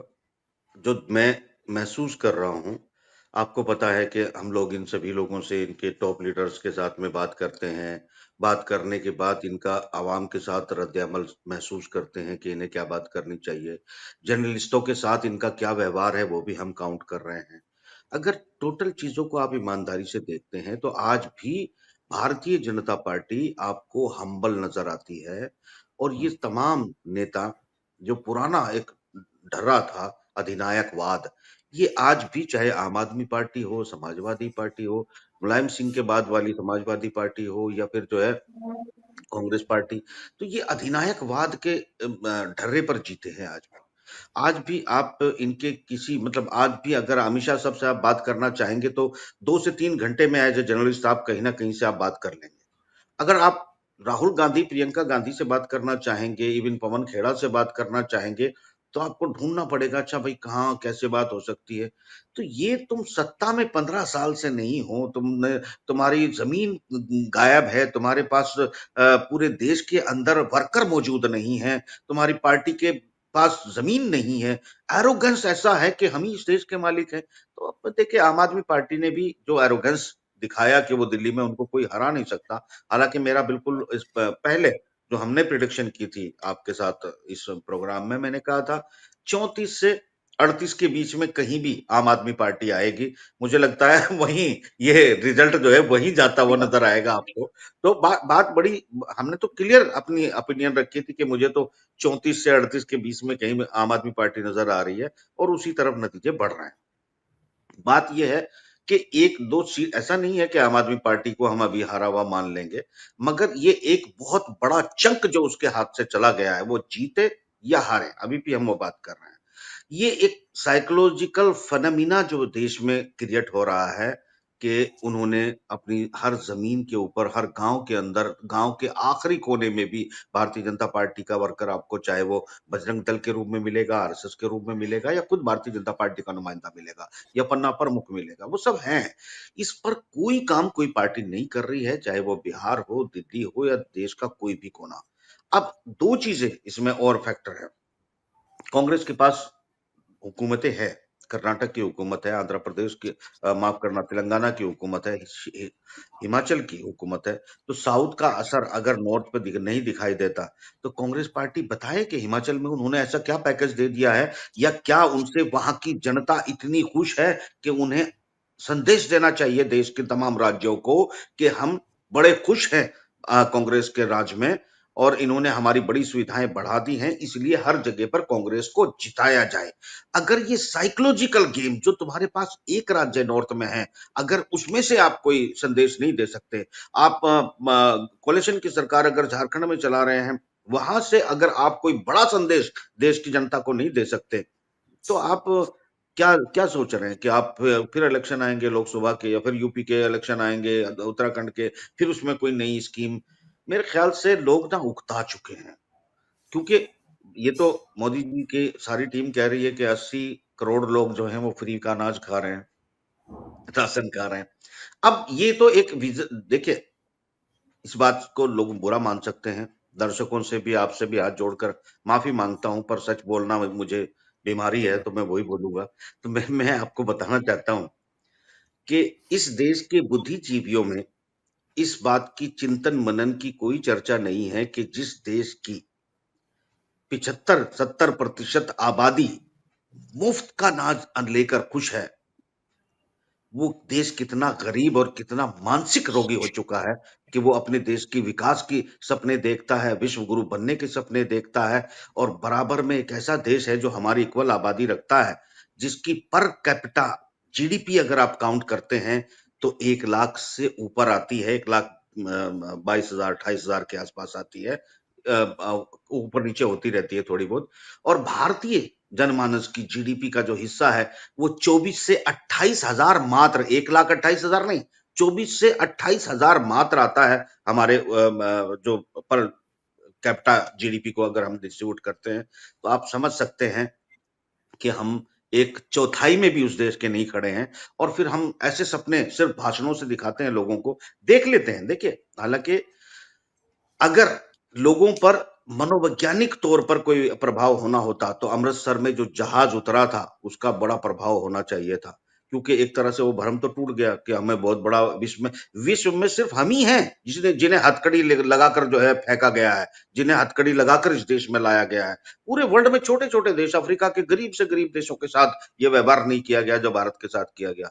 मगर लोग जो है एक प्राइड, एक साइकोलॉजिकल, देखिए एजेंसी, आपको शायद पता होगा कि वाइब्रेंट गुजरात जब मोदी जी ने किया था तो उसकी जो पीआर एजेंसी थी वो एप्को वर्ल्ड वाइड थी। एप्को वर्ल्ड वाइड क्या है कि वो 136 देशों में नेताओं को जिताने का काम करती है। कांग्रेस में बहुत बड़ी बात आपके प्रोग्राम में कहने जा रहा हूं, सिर्फ मेरे ख्याल से लोगों की देश में, भारत में समझने की क्षमता है कि मुझे नहीं पता है अभी, क्योंकि चर्चा ही नहीं होती इन बातों पे। पूरी दुनिया में इस वक्त यूसेड नाम की एजेंसी, चाहे रूस के आप अखबार मीडिया उठाएं, चाहे अमेरिका के उठाएं, उन्होंने खुद उसको एक क्रिमिनल घोषित कर दिया है। ट्रंप ने खुद, एलन मस्क ने उसको कहा है, उसका कंट्रोल बदला जा रहा है। खुद आज अमेरिका कह रहा है कि हमारे सीआईए का जो टूल है ये दुनिया में सत्ता गिराने बनाने का काम करता है। इन्होंने दुनिया के अंदर जो है आफत फैला रखी है। भारत की हर चीज में पार्टनर यूसेड की है। यूसेड सीआईए का एक टूल है जो आपके गरीबी उन्मूलन में पार्टनर है, जो आपका सड़कों में पार्टनर है, जो आपके हर प्रोग्राम में आपको नीति आयोग के वो पार्टनर दिखाई देगा, जिससे खुद अमेरिका का प्रेसिडेंट आज कह रहा है कि ये हमारी एक खतरनाक एजेंसी है, ये एक शैतानी टूल है और ये दुनिया में सत्ता में मुदाखलत करता है। तो यानी हम नहीं मानते, हम अपने पत्रकार या ये कांग्रेस पार्टियां, ये तमाम इस तरह की पार्टियां, क्या ये साबित कर पाई या इस पर चर्चा हुई है भारत में कि यूसेड क्या है और कैसे चुनाव मैनिपुलेट किए जाते हैं, कैसे जमीन पर ग्राउंड बनाया जाता है, कैसे लोगों को प्राइड फील कराया जाता है। ये जो साइकोलॉजिकल वॉरफेयर है ना, इसमें भारतीय जनता पार्टी बहुत बड़ी बाजी जीत चुकी है। कांग्रेस के पास ऐसी कोई बुद्धि, ये आज भी सोच रहे, मैं क्लियर कह रहा हूं, कांग्रेसी भी ध्यान से सुन लें, मुझ पे बड़े चिढ़ते हैं कांग्रेसी, उनको लगता है मैं उनको बहुत खराब आईना दिखाता हूं, पर ये दिखाना चाहता हूं मिस्टर कांग्रेसियों, तुम यूसेड के बहाने या यूसेड के दम पर सोचते हो कि तुम इस देश में दोबारा सत्ता में आ जाओगे, तुम बहुत बड़ी भूल कर रहे हो। तुम्हारी अब हैसियत नहीं रही है कि तुम जो है सरकार बना सको, क्योंकि तुम एजेंसियों के भरोसे चल रहे हो। ये बात मैं जानता हूं कि देश के पत्रकार या देश के लोग इस बात पे चर्चा नहीं करेंगे या नहीं जानते, मगर तुम में से चंद लोग, 2 या 3 लोग जो जानते हैं वो सुन ले मेरी बात, कि तुम लोग एजेंसी के भरोसे पे आना चाहते हो, वो नहीं आ पाओगे। वाहिद भाई हमारे साथ राजेश बादल जी भी हैं, इनसे हम आपके ही मुद्दे पे, उसके पहले मैं इनसे जानना चाहूंगा कि दिल्ली में हो क्या गया राजेश जी। देखिए, अभी 2 दिन पहले हम लोगों ने जब एग्जिट पोल आए थे तब बात की थी दिल्ली के बारे में, तो ये तो तय था और जो हम लोग जिस निष्कर्ष पर पहुंचे थे उस दिन के ये बात तो तय है कि भारतीय जनता पार्टी किसी भी कीमत पर कांग्रेस को तो वो जो है लाभ नहीं पहुंचाने देगी, चाहे वो कितना कुछ भी हो जाए। दूसरी बात ये थी जो हम लोगों ने, अगर आप लोगों को, आप में से शायद 1-2 लोग उस दिन भी थे चर्चा में, उस दिन भी ये बात आई थी कि चुनाव आयोग अब एक विभाग की तरह भारत सरकार के एक डिपार्टमेंट की तरह काम कर रहा है। तो मैं ये जानता हूं, क्योंकि इतने 2 दशकों के दिल्ली के मेरे प्रवास के अनुभव के आधार पर मैं कह सकता हूं कि कम से कम भारतीय जनता पार्टी का 41 सीटों वाला जनाधार तो दिल्ली में आज भी नहीं है। लेकिन ये सिर्फ और सिर्फ चुनावी खेल है जिसमें चुनाव आयोग की बड़ी भूमिका है, और एक मतदाता होने के नाते मुझे इन परिणामों पर संदेह करने का अधिकार मिलता है। तो मैं ये कह सकता हूं कि ठीक है। राजेश जी एक सेकंड मैं फिर आपके पास आऊंगा कि अभी जो लेटेस्ट ट्रेंड शो कर रहा है उसमें केजरीवाल जी पीछे हो गए हैं अनएक्सपेक्टेडली। जी राजेश जी, आपको याद होगा उस दिन भी मैंने ये बात कही थी, क्योंकि हाल के जैसे पंजाब में सत्ता आम आदमी पार्टी को मिली, दिल्ली में मिली, गुजरात में उसने एक अपनी 8-9% वोटों के आधार बनाया, और भी कुछ राज्यों में उसने अपना प्रेजेंस, जहां जहां उसको कांग्रेस को नुकसान पहुंचा होता है वहां वो आम आदमी पार्टी और बीजेपी डायरेक्ट फाइट, जहां वहां पर जो है आम आदमी पार्टी जाती है, लेकिन जहां बहुकोणीय संघर्ष है वहां आम आदमी पार्टी नहीं जाती। तो आपको याद होगा कि हमने अपने उस शो में कहा था कि बी केजरीवाल की जो पार्टी है वो भारतीय जनता पार्टी की बी टीम है, और बी टीम के कैप्टन को ए टीम का कैप्टन कभी नहीं चाहेगा कि वो ए टीम का कैप्टन बन जाए। तो इसलिए अरविंद केजरीवाल के लिए अब आने वाले दिन थोड़ा सा चुनौती भरे हो सकते हैं। उनका एक क्षत्रप पंजाब में मुख्यमंत्री के तौर पर काम कर रहा है, और दिल्ली की सत्ता केजरीवाल जी लगभग गंवा बैठे हैं, जा चुकी है। हम कह सकते हैं कि जो इस समय तक जो रुझान है, अब इसमें कोई चमत्कार तो होने वाला है ही नहीं। तो ये एक दिलचस्प सी बात है कि आम आदमी पार्टी अब आने वाले दिनों में कांग्रेस को कहां नुकसान पहुंचाने के लिए जाएगी, क्योंकि अब सीधी फाइट वाले इलाकों में, सीधी फाइट वाले राज्यों में अब लगभग एक स्टैग्नेशन जैसी स्थिति आ गई है। तो अब आम आदमी पार्टी कहां कौन से बहुकोणीय प्रदेश को चुनेगी, ये भी एक देखने वाली बात है। और भारतीय जनता पार्टी आम आदमी पार्टी को कितनी छूट कहां पर देगी, ये भी देखा। जितनी चाबी भरी राम ने उतना चले खिलौना। तो मेरा मानना तो यही है कि ये ठीक है, भारतीय जनता पार्टी ने इतना ही किया था और ये बिल्कुल स्पष्ट है कि वो एक सीमा से ऊपर आम आदमी पार्टी को नहीं जाने दे सकती। लगातार 3 चुनावों में आम आदमी पार्टी की जीत के बाद उसने एक ऐसा ठोस धरातल तैयार कर दिया था जिसमें वो एक पार्टी के रूप में प्रतिष्ठित हो गई। लेकिन उससे ऊपर एक सीमा के बाहर जाने में मुझे लगता है कि शायद भारतीय जनता पार्टी से स्वीकार नहीं करेगी। जी, मैं आपसे एक और चीज जानना चाहूंगा कि जो हमारी बातें हो रही थी आपके आने के पहले, हमारे पैनलिस्ट्स के साथ जो हमारे डिस्कशंस हो रहे थे, उसमें फ्रीबीज का मुद्दा आया था। क्या ये फ्रीबीज फेल कर गया? क्या ये फ्रीबीज का नया असर है या फिर आम जनता कुछ और सोच रही थी? देखिए, जो फ्रीबीज की बात आप करते हैं, तो आज कौन सी पार्टी इससे मुक्त है? भले ही भारतीय जनता पार्टी ने इसकी शुरुआत की बहुत पहले, उसके बाद आम आदमी पार्टी आई, आम आदमी पार्टी ने इसकी शुरुआत की, कांग्रेस फिर बाद में आई, कांग्रेस ने भी इस तरह के वादे किए। तो लेकिन ये मूल बात ये है कि देखिए, हम भारतीय तो वैसे भी आलसी माने जाते हैं, लेकिन ये जो मुफ्त वाला जो मामला है, ये असंवैधानिक भी है। संवैधानिक प्रावधान इस बात की अनुमति नहीं देते कि इस देश में चुनाव जीतने के लिए, सियासत में आने के लिए कोई मुफ्त रेवड़ियां इस तरह की बांटी जाएं। और बहुत स्पष्ट कहा गया है कि श्रम और उत्पादकता का जो एक मूल्य का अनुपात है, वो भारत के नागरिकों को मिलना चाहिए। मुफ्त का मामला तो जो है, ये मैं हमेशा से इसके खिलाफ रहा हूं। भले ही तो भाई देखिए, आपने कहा कि फ्रीबीज का मामला है, तो भारतीय आम आदमी पार्टी भी तो दे ही रही थी ना। आम आदमी पार्टी कौन सा नहीं दे रही थी? भारतीय जनता पार्टी ने, आपको याद होगा बीते कुछ दिनों, पिछले साल की बात है, जब हंगर रिपोर्ट आई थी, तो हंगर रिपोर्ट में जिस तरह से भारत की तस्वीर पेश की गई थी, उस पर भारत सरकार ने बड़ा बवाल किया था कि ये रिपोर्ट सही नहीं है। लेकिन उसके बाद 80 करोड़ लोगों को आप मुफ्त अनाज दे रहे हो, तो एक तरह से हंगर रिपोर्ट का ये जो है पुष्टि है। भले ही इरादा उसमें आपका चुनावी हो, सियासी हो, लेकिन ये बात तो स्पष्ट है कि हम अपने मतदाताओं को एक कामचोर बना रहे हैं, आलसी बना रहे हैं। हम अपने मतदाताओं को लालच दे करके उतना जितने में उनका पेट भर जाए, और माफ कीजिए, हम उस जाल में उलझ भी गए हैं काफी हद तक। तो ये एक बड़ा घातक सा प्रयोग है जो भारतीय सियासत में राजनीतिक पार्टियां कर रही हैं। अब इनको चाहिए कि, लेकिन मुझे उम्मीद नहीं दिखती, लेकिन इनको चाहिए कि सारे दल पास में बैठे, एक साथ बैठे और इसको स्थायी तौर पर इसको बंद करें। जी, हम क्योंकि अभी दिल्ली का ऑलमोस्ट पिक्चर क्लियर होता गया है और बहुत ज्यादा सही बात है कि इसमें बदलाव, कोई चमत्कार नजर नहीं आ रहा है कि शायद ऐसा हो। हम चलते हैं साकेत जी के पास। साकेत जी, बिहार में आपने एक बात कही, तेजस्वी जी का एरोगेंस। नीतीश जी भी कम एरोगेंट नहीं है, जैसे कि केजरीवाल जी का एरोगेंस शायद उनके खिलाफ चला गया। क्या लगता है कि वहां पर इस चुनाव के नतीजे के बाद कुछ चेंजेस नजर आएंगे बिहार में, क्योंकि चुनाव होने हैं इसी साल?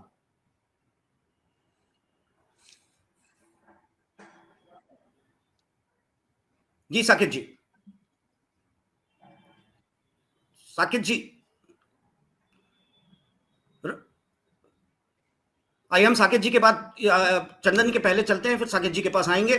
चंदन जी, ये अनएक्सपेक्टेडली जो केजरीवाल साहब पीछे कभी आगे होते हैं 200 वोट से, कभी पीछे चले जा रहे हैं, आखिर लोगों ने उनको त्याग दिया या फिर उनकी पार्टी के साथ अन्याय किया? नहीं, उसकी उनकी पार्टी के साथ अन्याय किया ये हम लोग कैसे कह सकते हैं। बात ये है कि देखिए, जो बातें हम चुनाव हो जाने, वोटिंग हो जाने के बाद हम जिस पर चिंता करते हैं, उन पार्टियों को वो पहले चिंता नहीं करती हैं। 1,48,000 वोट थे वो नई दिल्ली विधानसभा में, ये वोटिंग में 1,08,000 बचे फाइनल। तो ये जब वोट काटे गए, जो कि आरोप जिसको लेकर कि काफी बीजेपी वालों ने और आप वाले दोनों ने इस पर हंगामा मचाया था, जिसको लेकर कि चुनाव आयोग तक शिकायत कर गए थे, तो मैं कह रहा हूं तो ये सब भी बड़ा, आखिर 38,000 वोट का डिफरेंस है, जो भी 30,000 38,000 जो भी है। तो इसको लेकर अगर ऐसा था, अगर आपको लग रहा था कि कहीं कुछ नुकसान हो रहा है वहां पर उनके वोटों को, ये तो उस समय उनको और मजबूत ढंग से करना चाहिए था, उनको कहना चाहिए था। तो इसलिए हम ये नहीं कह सकते कि उसके लोगों ने अन्याय कर दिया। नहीं, अन्याय और न्याय की बात मैं इसलिए कर रहा हूं कि आपके पॉकेट है, यानी कि वोटर्स के पॉकेट में आपकी सरकार ने 10 सालों के दौरान बहुत कुछ दिया। क्या यही रिटर्न देना था? अरे तो उससे ज्यादा देने वाली आ गया। उसने कहा कि हम तुमको ज्यादा देंगे, ये 2100 दे रहे थे, उन्होंने कहा हम जो 1100 था, हम कहे हम ज्यादा देंगे। अगर आप उस तराजू पे तोलेंगे तो बात ये है ना कि कौन ज्यादा दे रहा है। अगर यही पैमाना है तो यही है कि भाई आप कौन ज्यादा हमें दे रहा है।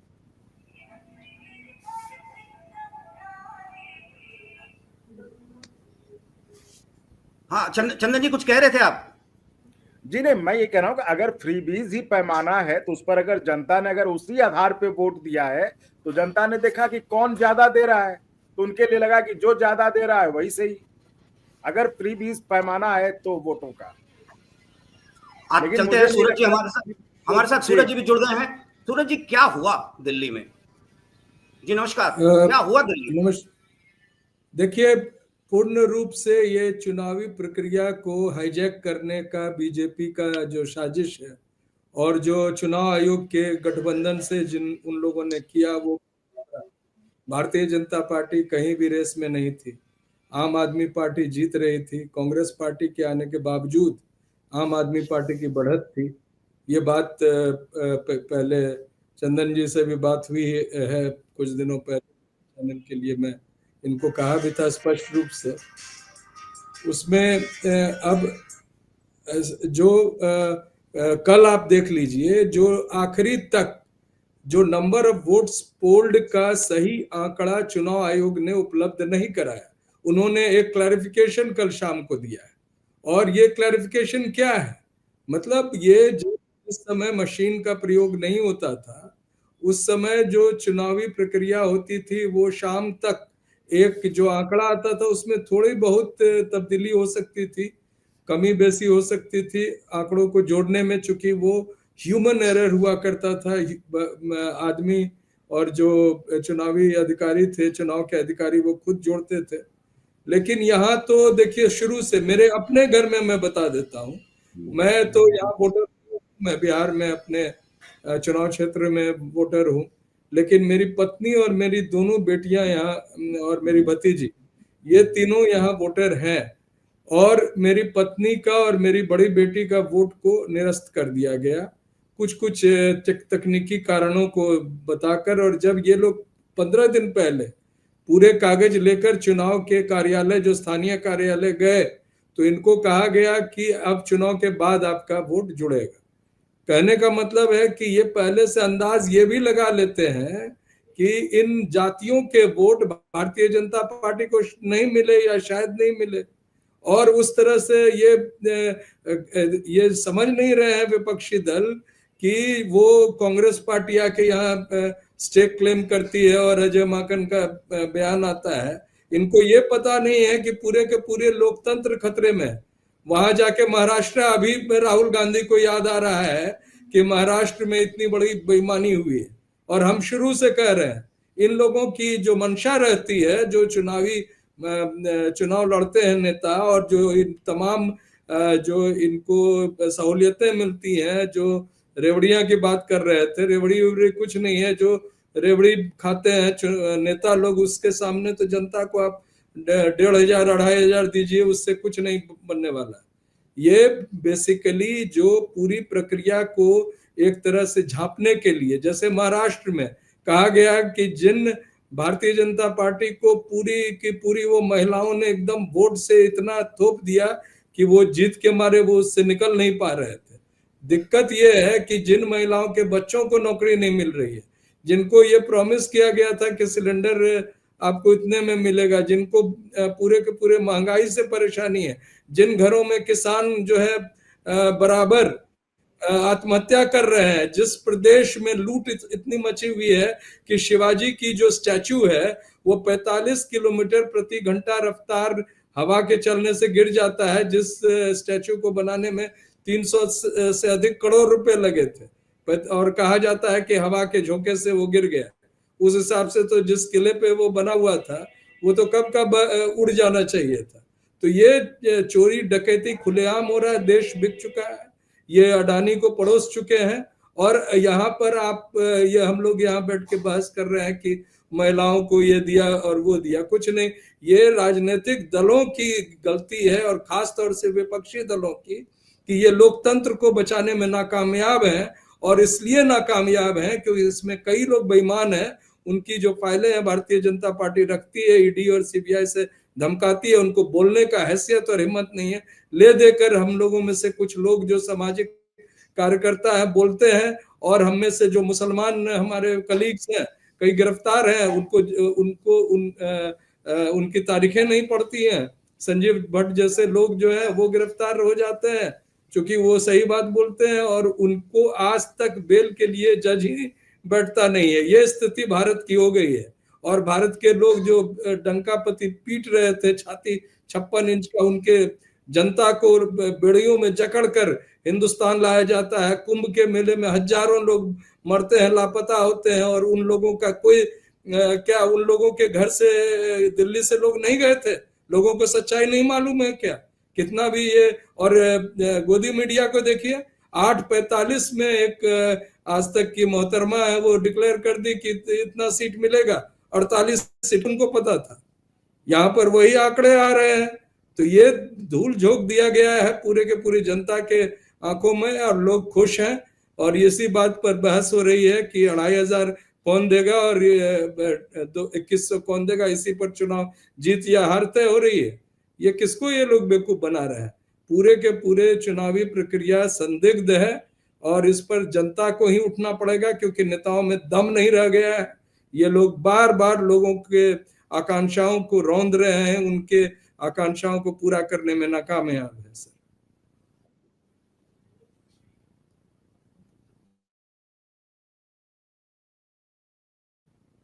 सर अजय जी, नहीं, वाहिद साहब का म्यूट है। चलिए मैं आ जाता हूँ बीच में। देखिए, आपकी बात बिल्कुल सही है कि जनता को उठना पड़ेगा। और जहां तक हमने मशीनों की डाउट की बात की है, इसमें अगर आप देखें कि देश की दूसरी बड़ी पार्टी, जिसे आप जो है मतलब कांग्रेस के रूप में कह सकते हैं, ऐसे में उनका कोई आंदोलन, कोई बहुत बड़ा विरोध जो है ईवीएम को लेके है नहीं। जबकि आप ये जानते हैं कि इस आधुनिक दुनिया में जहां क्वांटम कंप्यूटर भी मौजूद हों और जहां एआई ने पूरा जाल बिछा दिया हो, जहां जो बेसिकली हैकर की दुनिया का सबसे बड़ा तोप माना जाता हो इजराइल, उसके अपने आयरन डोम से लेके एरो 3 एरो 2 तक को उनके सिस्टम को हैक कर लिया जाता हो, सिर्फ किल नेट नाम के एक संस्थान, जो प्राइवेट कुछ बच्चों का संस्थान है रूस के अंदर बैठे हुए, और उनके एयर डिफेंस सिस्टम काम न करते हो, यानी जो उनकी सुरक्षा का पूरा कवच है वो हैक हो सकता हो। आप ये कहें कि जिसमें डिजिटल नंबर आते हों, वो मशीन हैक नहीं हो सकती और लोग उसे मान के बैठ जाएं, तो मेरे ख्याल से ऐसी जनता को बहुत ज्यादा एजुकेशन की जरूरत है। ऐसे नेताओं की या तो चुप उनकी लीडरशिप की कोई बड़ी सहमति है, जैसे कि अभी हमको देखने को मिल रहा है कि पूरी दुनिया में सत्ता परिवर्तन करवाने का इल्जाम यूसेड, जो United state agency for international development नाम की पूरी देश में हमारे हर इलाके में काम कर रही है, चाहे वो गरीबी उन्मूलन हो, चाहे वो चाइल्ड वुमेन वेलफेयर हो, चाहे एनजीओ को फंड करना हो, चाहे सड़कों की पार्टनरशिप हो, चाहे एग्रीकल्चर सेक्टर में, हर क्षेत्र में उसका दखल है। और आज अमेरिका खुद एलन मस्क और ट्रंप उस पर जो है पाबंदी लगाकर उसे खत्म करने को, उसके डिपार्टमेंट को शिफ्ट करने का काम करके बाकायदा मीडिया भरा पड़ा है दुनिया का। अगर आप इस वक्त यूरोप का मीडिया देखोगे, आप अमेरिका का मीडिया देखोगे, रूस का मीडिया, चीन का मीडिया, सब यूसैइड की बात कर रहा है। भारत में कोई चर्चा कर रहा है इस पे? क्योंकि ये बड़ी सीधी बात है। ये मैं आपको बताना चाहता हूँ, कांग्रेस यानी थर्ड वर्ल्ड कंट्री वो अलग बात है। आप प्राइड फील कराने के लिए अपनी जनता को कुछ भी बता सकते हैं। आप अपनी जनता को कुछ भी बता देंगे, वो तो मान लेंगे। उन्हें 80 करोड़ लोगों को आप मुफ्त का अनाज देने की स्थिति में ले आए और उन्हें प्राइड फील करा रहे हो कि हम विश्व गुरु बन गए हैं और हम थर्ड लार्जेस्ट इकोनॉमी बनने जा रहे हैं। ऐसी ऐसी फेंक कर और ऐसी ऐसी इन लॉजिकल बातें करके आप पर कैपिटा इनकम में कहाँ खड़े हैं आप? जीडीपी आपकी जो है, मगर जीडीपी का फुल साइज मत बताइए। आप वो बताइए कि बेसिकली पर कैपिटा जीडीपी इंसानों की क्या है। 80 करोड़ लोगों को जो है अपने भीख मांगने पर मजबूर कर दिया, मुफ्त की खाने पर मजबूर कर दिया। उसके बाद वो प्राइड फील कर रहे हैं क्योंकि आपका एजुकेशन सिस्टम ऐसा है, आपकी जो लीडरशिप है। आप देखिए, ठीक है, हम आजाद होके आए, हालांकि शायद अगर चर्चा की जाती तो मैं आपको एक बात और बताता हूँ। लावरोफ ने जिक्र किया कल और परसों, पिछले 3 दिनों में याल्टा कॉन्फ्रेंस का। याल्टा कॉन्फ्रेंस का 4 तारीख को जो है वो एनिवर्सरी भी मनाई जा रही थी। याल्टा कॉन्फ्रेंस के बारे में इस देश में मैंने ही 10-12 साल पहले कुछ चर्चाएं शुरू की थी। उसके अलावा कोई देखा नहीं, इक्का दुक्का किसी ने बेचारे ने मुझे ही सुन लिया होगा, पढ़ लिया होगा तो उस पर चर्चा कर ली होगी। क्योंकि अगर आप याल्टा कॉन्फ्रेंस को पढ़ेंगे तो ये जो अधिनायकवाद और ये जितनी किताबें लिखी गई है ना, ये सारे आपके बदल जाएंगे, चीजें बदल जाएंगी। हालांकि इस पर वो पावर है, बात कर रही है कि अमेरिका इराक में, गाजा में या दूसरी जगहों पर, सीरिया में वायलेशन किया है ट्रीटी का जो याल्टा में की गई थी, यानी जिसके तहत हिंदुस्तान और पाकिस्तान का बंटवारा हुआ था, पूरी दुनिया का बाजार बटा था। आप इतनी मतलब ऐसी एजुकेशन लोगों को देकर प्राइड फील करा सकते हैं, उनको नंबर, उनके 100 नंबर आ जाएंगे, 100 में से 100, मगर उन्होंने पढ़ा क्या है? उनका एजुकेशन स्टैंडर्ड क्या है? वो समझ पा रहे हैं कि आप ग्रोथ, आप अपने देश में जो आपको मनरेगा के तहत इंफ्रास्ट्रक्चर डेवलप करके जो कीमत मिलती थी, उसके बदले अगर मुफ्त का अनाज मिलेगा तो आपके रुपया कितनी तेजी से डिवैल्यू होगा, आपकी जो इकोनॉमिक सिस्टम है वो कैसे कोलैप्स कर जाएगा कुछ दिनों के बाद। आज आपने रोड निकालने के लिए एसडीजी गोल का जो पैसा था वो ब्याज पे लेकर आपने बनाया, आपको मजबूरी में, क्योंकि पिछले पहले 5 साल के टर्म में जो है मोदी सरकार ने इंफ्रास्ट्रक्चर को रोक दिया, डेवलपमेंट रोक दिया। आप जानते हैं अच्छे से कि जब एक मकान बनता है, पहली बात तो जो कुछ ऐसा अमाउंट होता है 20-25 साल के लिए लैंड में लग जाता है, वो उसके बाद वो इन्वेस्टर को आपकी जो बूस्ट करता है, आपकी इकोनॉमी को रन करता है, जो लिक्विडिटी लेके आता है मार्केट में, वो सेक्टर आपने बंद कर दिया। उसके बाद आपने मकान बनाने बंद कर दिए, कितनी कंपनियां इंफ्रास्ट्रक्चर फेल हो गई।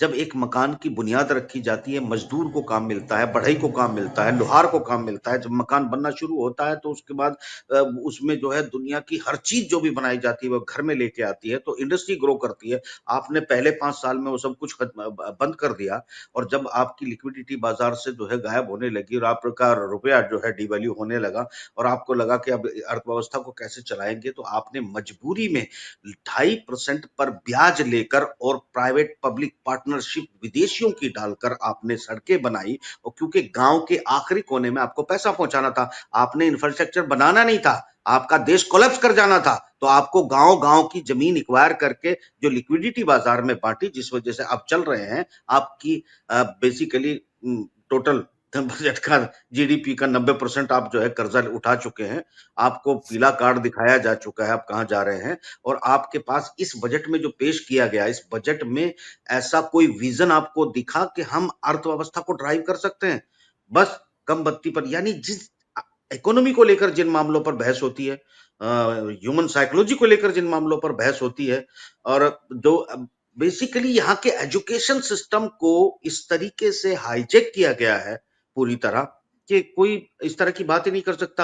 आप जो सोच रहे हैं कि ये साइकोलॉजिकल विन, आप जानते हैं कि मोदी जी की एजेंसी इजराइल की है, एप्को वर्ल्ड वाइड, जो वाइब्रेंट गुजरात से लेके चली थी, 136 देशों में वो नेता डेवलप करके उन्हें जिताने की कॉन्ट्रैक्ट लेती है, वो वही मीडिया घरानों में पार्टनरशिप डलवाती है। ये सारी बातें क्या आप जनता को पता है? क्या पत्रकार इसकी डिस्कस करते हैं? बताइए, देखिए, जो जिन पत्रकारों को आपको वर्ल्ड वाइड के जरिए जो है वो पार्टनरशिप मिल चुकी है अमेरिकन कंपनियों की, शायद लोगों को ये भी नहीं पता है कि आईबीएन पर खुद अमेरिका के अंदर इल्जाम लगता है कि सीआईए इसको फंड करती है, फिर दुनिया के चैनलों में जाके पार्टनरशिप करते हैं। भारत में किस घराने के साथ कर रखा है आप चेक कर सकते हैं। तो ये लॉबिंग एजेंसियां जो हैं, जो यूसेड की मैं बात कर रहा हूँ, जो चुनाव जिताती हैं, ये सब कुछ होते हुए अगर आपके पास ईवीएम है और आप समझते हैं कि किसी एक ऐसे आदमी से आप चुनाव जीत सकते हैं जो किसी भी आधार को किनारे कर सकता हो सिर्फ इसलिए कि मुझे सत्ता में बने रहना है, आप उससे चुनाव जीत सकते हो, जबकि आपके पास वो टूल है। कांग्रेस जानती नहीं क्या कि ईवीएम मैनिपुलेट होती है? दुनिया वाइट की भाई कोई वाइट भाई हम सूरज जी के पास चलेंगे, आप ही के इस इम्पोर्टेंट मुद्दे पे जो आपने उठाया है यूसेड का, और साथ में उसके पहले हम सूरज जी से ये जानना चाहेंगे क्योंकि बिहार से हैं, क्या इस चुनाव का, दिल्ली के रिजल्ट्स का बिहार पे क्या असर पड़ेगा? क्या लगता है बिहार कुछ पर मैं पहले आपको ये प्रोफेसी लगेगा सर, एक प्रोफेसर को या जो वैज्ञानिक सोच रखता हो उसको किसी चीज की ज्योतिषी भविष्यवाणी नहीं करनी चाहिए। फिर भी मैं आपको करके बता रहा हूं कि किसी भी हालत में राष्ट्रीय जनता दल चुनाव नहीं जीतेगी बिहार में, भारतीय जनता पार्टी जीतेगी और भारतीय जनता पार्टी के ही मुख्यमंत्री, जो कि निश्चित तौर से कोई सवर्ण होंगे, वो बनेंगे। वहां पर जो जाल बिछाई जा चुकी है उसमें पीके का अहम रोल है और वो फंडिंग जो है सीधे अडानी से हो रहा है। और ये बात सबको पता है, राष्ट्रीय जनता दल के पास ना कोई रणनीति है, ना उनकी कोई ऐसी सोच है कि जिसके आधार पर वो समाज के सभी अन्य पिछड़े वर्ग के लोगों को अपने साथ ले सकें। वो एक व्यक्ति के बलबूते पर कोई भी चुनाव नहीं जीता जा सकता है। अब जो परिस्थिति है मैं बता चुका हूँ कि, और सर ने अभी जो बताया विस्तार से, जो मशीनों के मुकाबले आप तब तक चुनाव नहीं जीत सकते हैं जब आपके पास एक ब्रूट मेजॉरिटी ऑफ सपोर्ट नहीं, यानी कि जैसे तमिलनाडु में, अन्यथा बंगाल में या पंजाब में लोगों का भारतीय जनता पार्टी के विरुद्ध एक जो दूसरे छोर पे राजनीतिक दल थी उसके साथ व्यापक समर्थन था और उसको लेकर उन लोगों ने बहुत अच्छा परफॉर्म किया। वहाँ ये कुछ भी चाहकर नहीं कर सकते थे, और लेकिन हरियाणा में उन्होंने कर दिखाया। दूसरी एक बड़ी बात सर ने अभी बताई कि शिक्षा, मैं चूंकि शिक्षा से जुड़ा हुआ हूँ, इन्होंने बहुत अहम सवाल उठाया है कि विश्वविद्यालय में दो चीजों को देखिए, एक पॉलिटिकल एंगल है इसका। दिल्ली यूनिवर्सिटी में 27 कॉलेजेस ऐसे हैं जो दिल्ली सरकार के हैं, इनके गवर्निंग बॉडीज जो थे वो आम आदमी पार्टी के होने चाहिए थी, और उनकी नियुक्तियों में चूंकि गवर्निंग बॉडीज का अहम रोल होता है, तो उन नियुक्तियों में सिर्फ आरएसएस या उससे जुड़े लोगों की नियुक्ति हो, इसके लिए इनके सारे अधिकार को अनैतिक रूप से, गैर कानूनी रूप से और समाप्त करके, और एक ट्रंकेटेड, यानी कि जो आम आदमी पार्टी द्वारा मनोनीत सदस्य होने चाहिए थी उसके बिना रहते लगभग 4000 नियुक्तियां दिल्ली विश्वविद्यालय में की गई, जिसमें से अधिकांश जो है ये माना जाता है कि भारतीय जनता पार्टी या आरएसएस के रिकमेंडेशन से हुए हैं, क्योंकि जो एक्सपर्ट्स आए थे और जो लोग थे वहाँ वो उसी विचारधारा के थे और उन्हीं लोगों का चयन भी हुआ है। दूसरी बात, एक अहम बात है कि हम स्टूडेंट्स के सामने जाते हैं, मैं हिस्ट्री पढ़ाता हूँ और मुझे जो पढ़ाने के लिए मिला है उसमें स्पोर्ट्स फॉर लाइफ है, and that is suppose to be कि प्रैक्टिकल आप कराइए। क्वेश्चन है कि आप किन विषयों को हटा दिए हैं। जो ऑनर्स कोर्स हुआ करता था दिल्ली यूनिवर्सिटी का, एक बहुत अहम योगदान था 3-4 ऑनर्स कोर्सेस में, जिसमें आर्ट्स में या सोशल साइंसेस में इकोनॉमिक्स, हिस्ट्री, इंग्लिश और साइंस में फिजिक्स। इनकी जो ये जो पुराने छात्र पास किए हुए हैं, इसमें आप देखेंगे नासा में भी जो कई वैज्ञानिक भारत से जाते हैं वो मात्र दिल्ली यूनिवर्सिटी से फिजिक्स में या तो पीएचडी या एमएससी किए रहते हैं। तो यानी कहने का स्तर है, कहने का मतलब ये है कि जो शिक्षा का स्तर दिल्ली यूनिवर्सिटी का था वो इतना व्यापक और इतना अच्छा था कि उसकी तुलना कहीं और उसकी तुलना की नहीं जा सकती थी। लेकिन अभी जो बिना जो स्टेक होल्डर्स कौन है, शिक्षक हैं, स्टूडेंट्स हैं, इनसे बिना पूछे जो तब्दीलियां की गई हैं सिलेबस में, ऑनर्स के कोर्सेस को सिर्फ एक तो बीए को 4 साल का कर दिया गया है। क्यों किया गया है? शायद इसलिए कि जो छात्र आता है 3 साल के बाद पास होके वो रोजगार ढूंढेगा, इसके बजाय 4 साल के बाद ढूंढेगा। 1 साल कम से कम रिलीफ मिलेगा सत्ताधारी लोगों को। दूसरी बड़ी बात है कि आप उन सिलेबस में ज्ञान बढ़ाने के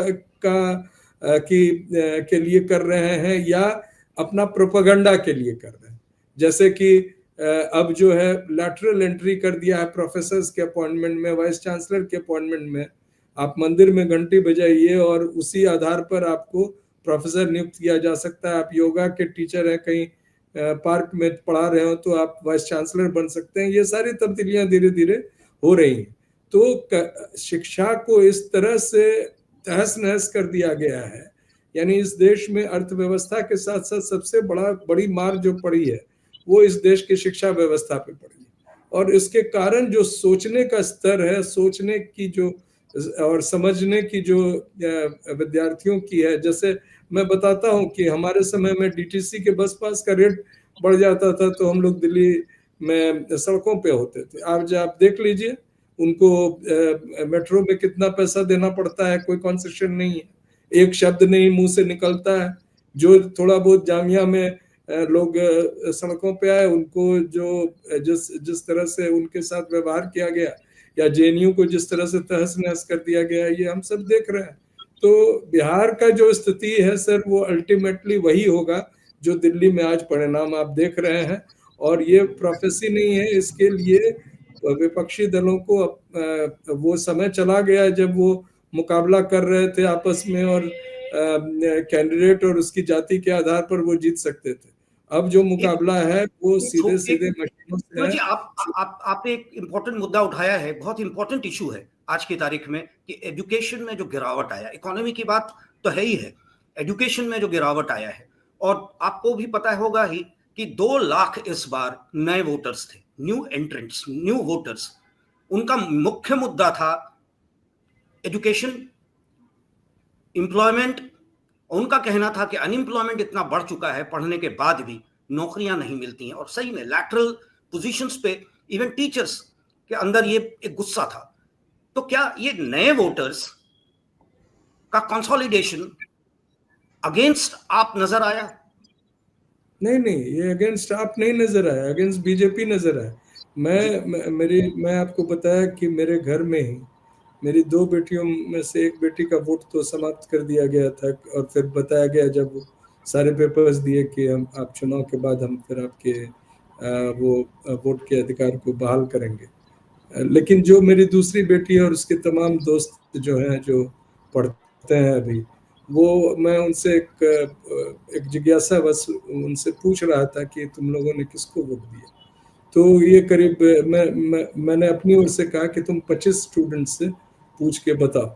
तो उन्होंने उसमें से बताया कि 22 स्टूडेंट्स ने आम आदमी पार्टी को दिया और 2 ने दिया कांग्रेस को और 1 ने बीजेपी को दिया।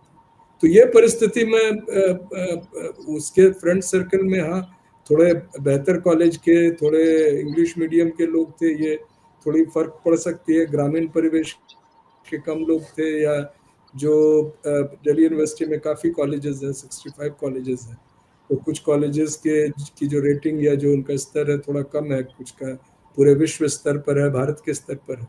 तो सोच में थोड़ी बहुत इधर उधर हो सकती है। लेकिन एक ओवरऑल जो स्टूडेंट्स का जो मत है, मैं अपने क्लास का बताता हूँ कि हम लोग चर्चा करते हैं और बड़ी सोच समझ कर अब चर्चा करनी पड़ती है, क्योंकि ये आरोप नहीं लग जाए कि आप सरकार के खिलाफ बोल रहे हैं। तो हम स्टूडेंट से ही जानने का प्रयास करते हैं कि वो क्या सोच रहे हैं। उदाहरण के लिए रोजगार के संबंध में, तो वो जो लोग एक आध जो जुड़े रहते हैं एबीवीपी या भारतीय जनता पार्टी से, वो भी की पॉलिसी है या जो स्थिति है उससे काफी नाराज है। तो ये जो नए वोटर्स हैं, मेरे हिसाब से तो वो उसमें मैक्सिमम एंटी बीजेपी वोट दिए हैं। आम आदमी पार्टी मुद्दा नहीं था। आम आदमी party was not just defending it's seat. आम आदमी पार्टी में जो एक प्रमुख रूप से जो कांग्रेस ने सेंध लगाई थी वो ये था कि सामाजिक न्याय के प्रति आप उदासीन हैं या आपकी कोई नीति नहीं है। लेकिन दिल्ली में वो मुद्दा बन नहीं पाया था। दिल्ली के इस चुनाव में जो प्रमुख रूप से मुद्दा था वो था कि आम आदमी भारतीय जनता पार्टी को हटाना है या लाना। तो लाने वाले निश्चित तौर से कम थे मेरी समझ में, लेकिन अब वोटिंग को ही अगर आधार बना लिया जाए और जो सीट्स दिख रही हैं तो उस हिसाब से भारतीय जनता पार्टी ने बहुत अपने तमाम वायदे और तमाम जो उनके नीतियां केंद्र में है उसको, और जिस तरह से उन्होंने महाकुंभ की देखरेख की, उसकी जो व्यवस्था रखी, उससे खुश होकर जनता ने इनको बड़ी जबरदस्त समर्थन दिल्ली में दिया। यही गोदी मीडिया का भी कहना होगा और निष्कर्ष तो यही निकाला जा सकता है फिलहाल। आपकी बात से मुझे लगता है हमारा पैनल भी सहमत होगा। साथ में एक और चीज मैं आप ही की बात को लेते हुए मैं जाना चाहूंगा सुभाष शिर्के जी के पास। सुभाष शिर्के जी, महाराष्ट्र में महायुति अनप्रेसिडेंटेड रिजल्ट्स, दिल्ली में अनएक्सपेक्टेड टर्नआउट के बावजूद भी भारतीय जनता पार्टी आज की तारीख में जो नजर आ रहा है, जो रुझान दिख रहा है, वो काफी डिफरेंस है। 70 सीटों में अगर 48 और 50 के आसपास रुझान दिख रहा है तो कोई चमत्कार ही होगा कि ये 36 के नीचे चला जाए। महाराष्ट्र में इसका क्या इम्पैक्ट पड़ रहा है? लोगों में खुशी या पार्टी के अंदर लोगों से बात होती होगी, उनका क्या कहना है कि वाकई में there is something wrong with the election commission, EVMs, या आम जनता ने खुलकर इस बार बदलाव देखा?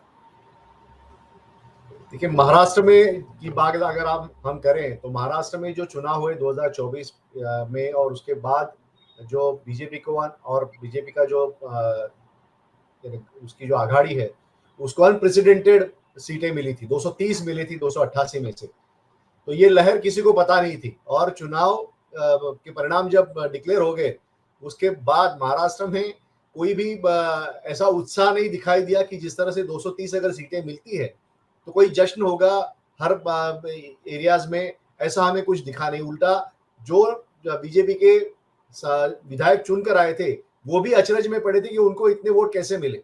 ये महाराष्ट्र की सिचुएशन थी। अब ये दिल्ली में होगा कि नहीं मुझे पता नहीं है, लेकिन इस तरह की महाराष्ट्र में सिचुएशन थी। और जिस तरह से चुनाव आयोग निष्पक्षता उन्होंने दिखाई नहीं, उस पर संदेह महाराष्ट्र में दिखाई दिया।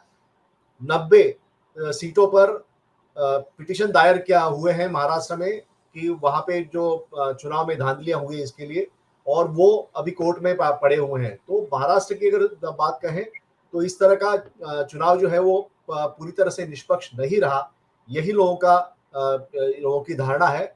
दिल्ली के बारे में तो एक चर्चा ये चल रही थी कि ये आम लोगों की धारणा है या पॉलिटिकल पार्टीज की धारणा है, क्योंकि इसके बाद मेरा दूसरा सवाल, पॉलिटिकल पार्टीज की धारणा भी है और आम लोगों की भी धारणा है। मैं एक आपको उदाहरण देता हूं कि जैसे राहुल गांधी इन्होंने भी जिक्र किया कि एक शिरडी के एक इमारत में 7000 वोटर्स जो है उसका रजिस्ट्रेशन हुआ है। अब ये कैसे संभव हो सकता है?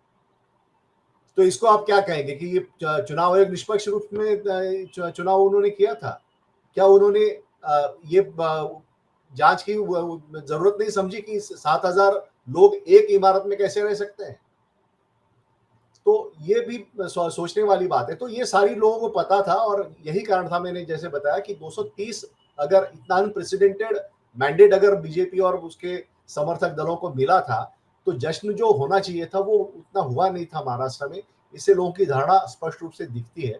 अब दिल्ली में देखना होगा कि दिल्ली में क्या होगा, लेकिन अभी भी जो चुनाव आयोग के जो उनका जो वेबसाइट है वो मैं देख रहा था, तो अभी भी 7 सीटें ऐसी हैं जिसमें 2000 से नीचे का फर्क है दोनों उम्मीदवारों में। अभी चुनाव आयोग के पास आंकड़े बहुत लेट आते हैं तो इसलिए उस पर कुछ बता नहीं सकते, लेकिन ये सच्चाई ये चुनाव आयोग के वेबसाइट से मैं आपको दिखा रहा हूँ। साकेत जी, आपने सुभाष जी को सुना। मैं आपसे ये जानना चाहता हूँ कि आम तौर पे देखा जाता है, ये हर बार देखा गया है, मैं सिर्फ 10 साल 15 साल 20 साल की बात नहीं कर रहा है, जब भी चुनाव हुआ पहले बैलेट पे होता था, ईवीएम के थ्रू हो रहा है, पर सवाल हमेशा एक खड़ा किया जाता है, हारे हुए पार्टी कहीं ना कहीं कुछ गड़बड़ियां हुई है। आमतौर ठिकरा फोड़ना सरकारी संस्थाओं पे ही होता है। क्या इस बार ये ठिकरा तो फूट चुका है, सुप्रीम कोर्ट चले गए हैं चुनाव के बाद ही कांग्रेस के लीडर्स कि हमने 17 ही नहीं दिया। सुप्रीम कोर्ट में सुनवाई है 2 दिन बाद। क्या आम जनता इस बात को समझता है? उनको लगता है कि ठिकरा फोड़ने के लिए ही सिर्फ इस तरह के बयान दिए जाते हैं, अपनी गलतियों को नहीं सुधारती हैं ये पार्टीज। जी, क्या बिहार में भी ऐसा होगा? क्योंकि महाराष्ट्र में unprecedented 230 election commission EVM 17C ये वो तरह की बातें आई हैं और चुनाव आयोग के खिलाफ रिट भी फाइल किया गया। झारखंड में भारतीय जनता पार्टी अनप्रेसिडेंटेडली हार गई। जेएमएम का नंबर्स देख लो आप, वहां इस तरह की बातें क्यों नहीं उठाई गई? जी साकेत जी। अजय जी मेरी आवाज जा रही है? जी जी एकदम आ रही है। तो अजय जी, चुनाव आयोग की भूमिका निसंदेह संदेहास्पद रही है लगातार। यह हम सब देख रहे हैं और जनता भी इसको कह रही है कि नहीं ऐसा कैसे हो गया। अभी सूरज जी कह रहे थे, आंकड़ा बता रहे थे कि उनकी बेटी ने पूछ करके अपने दोस्तों से बताया, तो कितना मार्जिन अंतर था। लेकिन रिजल्ट आज जो हम लोग देख रहे हैं उसका क्या नतीजा क्या निकल रहा है।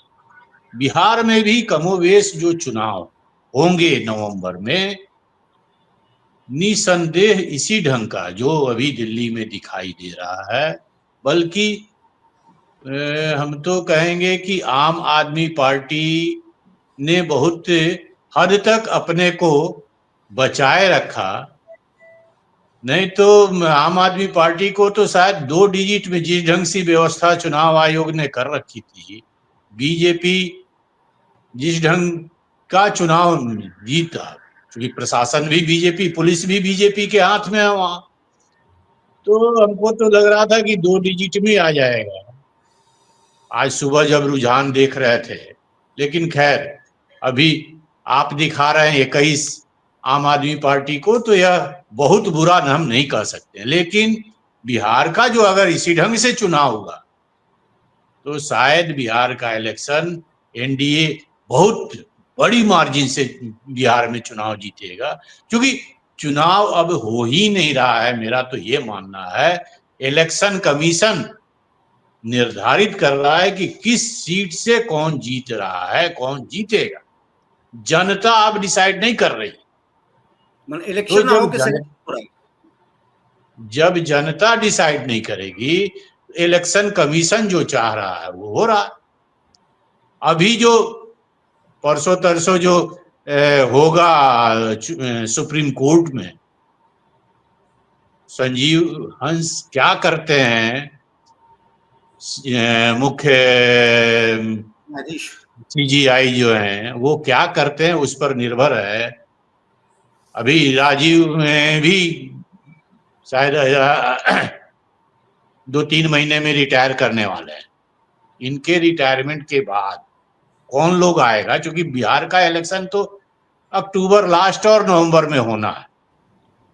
अगर सुप्रीम कोर्ट इस पर कुछ किया, फरवरी में ही रिटायर 9 सौगात में दे के जा रहे हैं बीजेपी। हाँ, तो सौगात दे के जा रहे हैं, सही कहा आपने। तो सीजीआई ने कुछ किया, जो सीजीआई को अलग कर दिया था सरकार ने चुनाव आयोग के गठन में, अगर उस पर सीजीआई, वर्तमान सीजीआई रोक लगा दे, नया जो चुनाव आयुक्त आएगा शायद उससे कुछ उम्मीद अगर बन जाए, तब तो बिहार में ठीक ठाक कंटेस्ट होगा। और जब चुनाव आयोग को अगर रिजल्ट देना है, अब आप 17C form 17C polling agent को दीजिएगा ही नहीं, तो फिर कैसे आदमी ये करेगा कि हाँ आप जो काउंटिंग कर रहे वही का वोट पड़ा उस दिन। तो अजय जी हमको लगता है कि चुनाव आयोग को निष्पक्ष, हालांकि चुनाव हम पहले भी कहें कि चुनाव आयोग अगर टीएन शेषन के कार्यकाल को छोड़ दिया जाए तो हर चुनाव आयोग पर प्रश्न चिन्ह खड़ा हुआ है, लेकिन अभी का जो चुनाव आयोग है वो तो साफ साफ दिख रहा है कि नंगा नाच कर रहा है किसी खास पार्टी के लिए। और आप हमसे जुड़े रहने के लिए सब्सक्राइब करें YouTube पर, फॉलो करें Twitter पर और लाइक करें Facebook पर। और ज्यादा जानकारी के लिए आपको टाइप करना होगा सिर्फ न्यूज़ नशा।